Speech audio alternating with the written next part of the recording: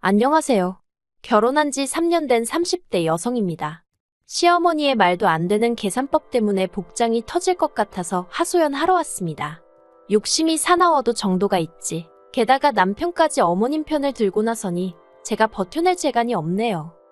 지금은 한심해서 쳐다보기도 싫은 남편이지만 이런 남편과도 뜨거웠던 시절이 있습니다.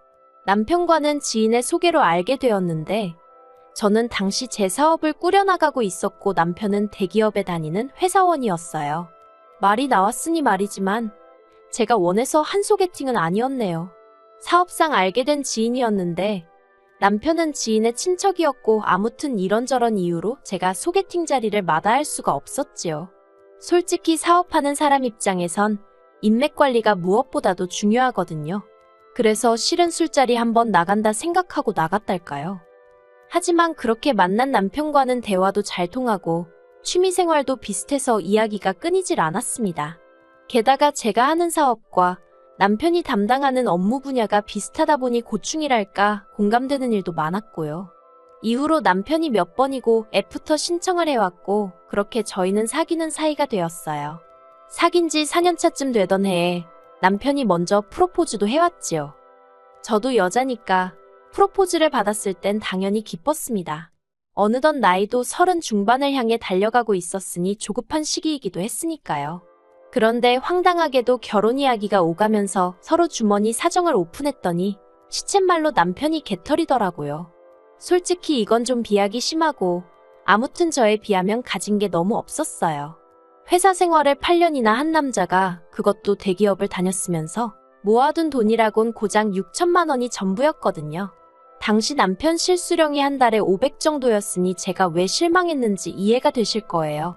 6천이 절대로 적은 돈은 아니지만 사귀는 내내 경제 개념이 없다는 느낌은 없었는데 어쩌다 그렇게 된 건지 이해가 안 되대요. 그래서 남편에게 대놓고 물어봤습니다. 돈 관리를 어떻게 했길래 이것밖에 못 모았느냐고요. 그러자 남편이 말하기를 요 몇 년 시부모님 사정이 좋지 않았답니다. 아버님은 대기업을 다니시다 사업을 하시겠다며 하루아침에 가족들과 상의도 없이 회사를 관두고 나오셨대요. 그리고 퇴직금을 받아 사업을 시작하셨는데 그게 요식업일 줄은 아무도 몰랐답니다. 문제는 저희 아버님이 평생 남이 해주는 음식을 드시기나 해보셨지 당신 손으로 라면 하나 끓여본 적 없으신 분이라는 거지요. 그러니 자연히 그 사업이라는 식당 일은 어머님 몫이 되었는데 저희 어머님은 며느리로서 이렇게 표현하기 꽤나 조심스럽습니다만 옆에서 지켜본 바로는 놀기 좋아하시고 천성이 부지런한 분은 못 되세요. 게다가 그동안 전업주부로 아버님이 가져다주는 월급으로 생활하시던 분이었는데 갑자기 장사를 하라며 아버님이 앞치마를 던져주고 정작 아버님은 골프다 뭐다 놀러다니기 바쁘셨다네요. 그러니 어머님 기분이 좋을 리 있었겠어요? 하다못해 아버님같이 식당에 나와 계시기라도 했다면 달랐겠지만요. 아무튼 그래서 어머님도 식당 일을 등한시하기 시작하셨고 그러니 이른바 오픈빨로 생겼던 몇몇 손님들도 다 떨어져 나가더랍니다. 그렇게 시쳇말로 식당 말아먹는데 딱 2년 걸리더래요. 게다가 뒤늦게 아버님이 어떻게 수습이라도 해보시려고 손을 대시면서 일은 더 걷잡을 수 없이 커졌는데 그 이유가 살던 집을 담보로 대출받고 카드론 받고 제3금융권에까지 손을 대신 거지요. 남편이 이 모든 사실을 알게 되었을 때는 뭐 달리 손 쓸 방법이 없었다네요. 그래서 가게를 정리하고 이후로 시부모님은 살던 집도 파시고 지금의 집으로 이사를 하셨습니다. 두 분 다 크게 충격을 받으셔서 그 충격에서 헤어나오는 몇 년 동안 남편이 금전적으로 도움을 많이 드릴 수밖에 없었고요. 그리고는 이런 속사정을 털어놓으면서 지금은 아버님도 정신 차리시고 인근 주차장에서 관리 일을 하고 계시고 어머님도 식당에서 일을 하고 계시다며 저더러 자기를 이해해 줄 수 없겠냐고 묻더군요. 그런 남편의 얼굴에다 대고 제가 뭐라고 타박을 할 수가 없었어요. 사람이 살다 보면 실패도 할 수 있는 거고 가족이니 도울 수도 있는 거라고 생각했으니까요. 그리고 저희 친정부모님도 사업을 하시기 때문에 사업이라는 게 절대로 자기 뜻대로 되는 게 아니라는 건 진작에 알고 있었거든요. 물론 저희 친정부모님은 처음 시작하셨을 때부터 지금까지도 열심히 하지 않으신 날이 없다고 믿습니다.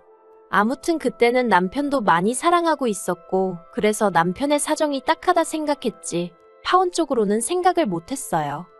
그리고 제 입장에서도 파혼을 하기엔 여러 가지로 솔직히 아쉬운 부분이 있었어요. 일단은 33이라는 제 나이에 이 남자랑 헤어져서 또 누구를 만나나 걱정도 되고 겁도 났거든요. 그리고 제 하루가 사업 때문에 정말 눈코 뜰 새 없이 바쁠 때가 많아요. 그래서 누구와 결혼을 하더라도 사람들이 말하는 내조 잘하는 현모양 저는 솔직히 자신이 없었습니다. 오히려 내조는커녕 제가 외조를 받아야 할 판이었으니까요. 그리고 부끄러운 말이지만 저는 데이트 약속보다는 늘 사업이 우선이었기 때문에 남편과 이런저런 계획을 세워놓고도 몇 번이나 바람을 맞춘 적이 있어요. 그런데 그때마다 남편은 제 탓을 한 적이 없고 오히려 열심히 사는 저를 기특하다 추켜 세워주대요. 그래서 남편과 함께라면 사업도 가정도 잘 꾸려나갈 수 있을 거란 확신을 갖게 되었지요. 몇몇 친구들은 제가 아까운 결혼이라며 혀를 차기도 했지만 인생의 돈이 전부는 아니라고 생각했습니다. 그래서 제가 3억 플러스 알파 그리고 남편이 6천 그렇게 들여서 결혼했어요. 남편이 혼술합시고 자기가 타던 차를 가져오긴 했지만 저 역시 제 차가 따로 있었으니 그건 말 하나만 하고요. 사는 곳은 제가 고집을 부려 지금의 아파트를 매매했네요. 그런데 막상 결혼을 하고 나서 얼마 지나지 않았을 때였어요. 평소처럼 출근했던 남편이 점심시간이 좀 지나서 집에 왔더라고요. 제가 무슨 일로 이렇게 일찍 왔냐 하니까 넥타이를 풀어헤치며 씩씩거리더니 방금 회사 때려쳤답니다. 그리고는 주절주절 설명을 하는데 저도 너무 황당했던지라 정확히 기억이 나진 않네요. 뭐라더라. 자기가 속해 있던 부서가 개편이 되면서 자기가 이상한 부서로 발령이 났다나요. 그래서 홧김에 때려쳤다는데 어처구니가 없더라고요. 아무리 맞벌이 중이라고 해도 저는 남편이 저희 가정의 기둥이자 가장이라고 생각했거든요. 그런데 저랑 상의 한마디 없이 자기 기분이 안 좋다고 하루아침에 회사를 때려쳤다는 게요. 이렇게 무책임한 사람이었나 싶어서 실망스럽기도 했어요. 그런데 제 속마음을 읽기라도 한 건지 남편이 하는 말이 자기가 경력도 있고 그래서 이직은 식은 죽 먹기랍니다. 그러면서 한 2주 정도 쉬고 바로 다시 새로운 직장 알아봐서 출근할 거니 걱정하지 말라대요.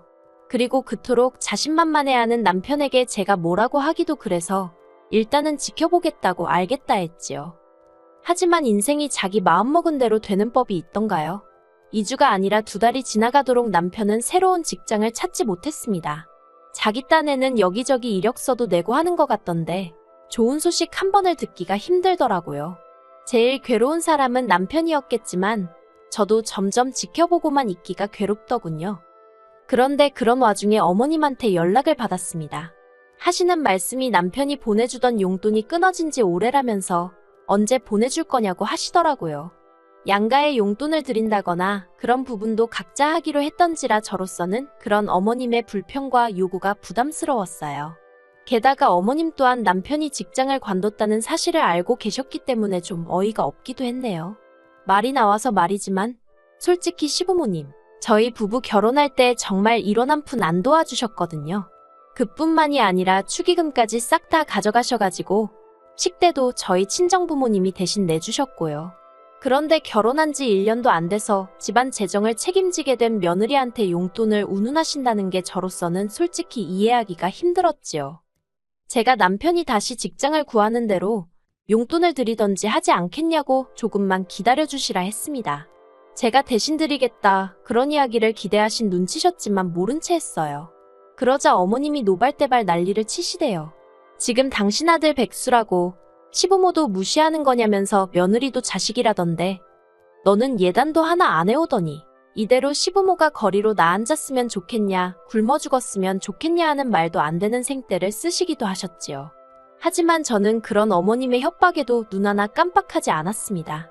거기엔 여러 가지 이유가 있지만 무엇보다도 어머님이 신우에게는 어떻게 해주고 계신지 알고 있었기 때문이에요. 남편에게는 아래로 7살이나 어린 여동생 그러니까 신우가 하나 있어요. 얼굴도 제법 예쁘장하니 더 어렸을 때는 인기도 좋았다고 하더라고요. 그래서인지 신우는 걸핏하면 자기 입으로 자기는 얼굴로 먹고 살 거란 소리를 해댔습니다. 잘난 남자 하나 물어서 팔자를 고칠 거라는 남사스러운 소리도 곧잘 해댔고요. 그리고 고슴도치도 지 새끼는 예쁘다고 한다더니 저희 어머님이 딱 그러신 분이셨지요. 어머님 눈에야 어머님이 배 아파 낳은 딸이니 얼마나 예쁘고 사랑스러웠겠어요. 그래서인지 신우의 외모 관리에 들어가는 돈이라면 정말 머리카락을 팔아서라도 대주실 판이었습니다. 남편이야 자기 어머니고 자기 여동생이니 별 생각이 없었는지 모르겠지만 제3자인 제가 보기엔 솔직히 제정신이 아닌 것 같았지요. 특히나 아들한테 용돈을 받아서는 그걸로 딸 뒷바라지를 한다는 게 제가 며느리라서 그런 건지 탐탁치 않대요. 아무튼 어머님은 계속해서 집요하게 저에게 용돈을 요구하셨습니다. 저는 없다고 못 드린다고 딱 버티고 있었고요. 그리고 이런 신경전이 이어지던 와중에 남편이 저더러 자기도 제 사업에 껴주면 안 되냐고 묻더라고요.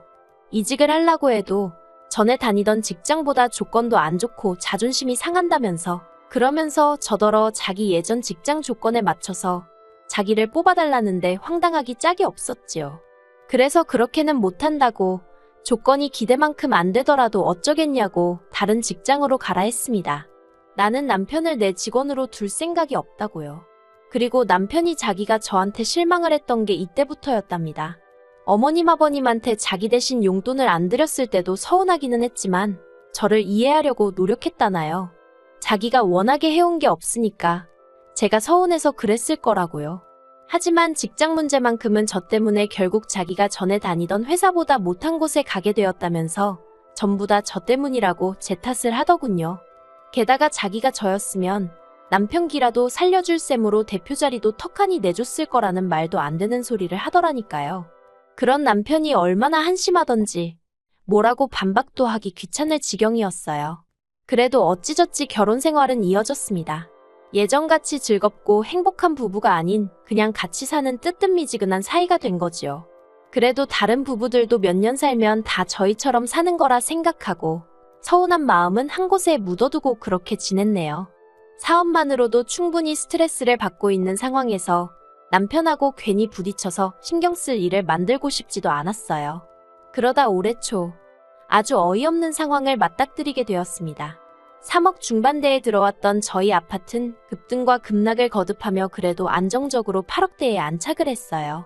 하지만 집값에 크게 연연하지 않았던 이유가 저희는 어차피 이 집 한 채뿐이고 당장 어디로 이사를 갈 계획도 없었거든요. 그런데 저희 어머님과 남편은 저와는 생각이 많이 달랐더라고요. 발단은 신우가 결혼할 사람이라며 남자를 데려오면서부터였습니다. 그렇게 잘난 남자 타령을 하더니 이렇게 표현해도 될지 모르겠지만 신우가 어디서 치과 의사를 잡아왔어요. 그런데 문제는 신우가 어지간히 잘 사는 집 딸 행세를 했던 모양이에요. 저는 몰랐는데 요새는 어디 회사에 등록해서 한 달에 얼마씩 돈을 내면 명품 가방뿐만 아니라 옷하고 신발도 빌려주고 그런다대요. 그리고 저희 신우가 떡하니 그런 회사에 등록을 해놓고서는 한마디로 매일같이 남의 것을 빌려다가 명품녀 행세를 하고 다녔더라고요.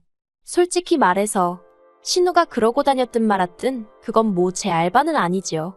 어떻게 생각해보면 그러고 사는 것도 재주 좋다 싶기도 했고요.